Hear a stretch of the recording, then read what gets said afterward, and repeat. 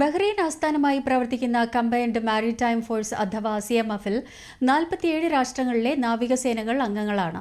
രാഷ്ട്രങ്ങളുടെ സഹകരണത്തോടെ രാജ്യാന്തര സമുദ്ര അതിർത്തികളിൽ സുരക്ഷ ശക്തമാക്കുകയും ആയുധക്കടത്ത്, മനുഷ്യക്കടത്ത് ഉൾപ്പെടെയുള്ള പ്രവർത്തനങ്ങൾക്കെതിരെ സംയുക്തമായി പ്രവർത്തിക്കുകയുമാണ് CMF-ന്റെ പ്രധാന ലക്ഷ്യം. കൊച്ചിയിൽ നിന്നും സുനിത് സുകുമാരൻ തയ്യാറാക്കിയ റിപ്പോർട്ടിലേക്ക്.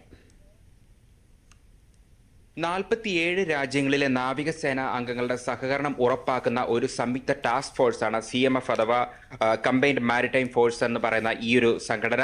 ഇതിന്റെ നേതൃത്വത്തിൽ ഉള്ള ഒരു ട്രെയിനിങ് ആണ് ഇപ്പോൾ കൊച്ചിയിൽ നടക്കുന്നത്. ഈ CMF-നെ സംബന്ധിച്ചിടത്തോളം ഏകദേശം 3.2 മില്യൺ സ്ക്വയർ മൈൽസ് വരുന്ന അന്താരാഷ്ട്ര കടൽ മേഖലയിലാണ് പ്രധാനമായും ഈ ഒരു CMF-ന്റെ പ്രവർത്തനം.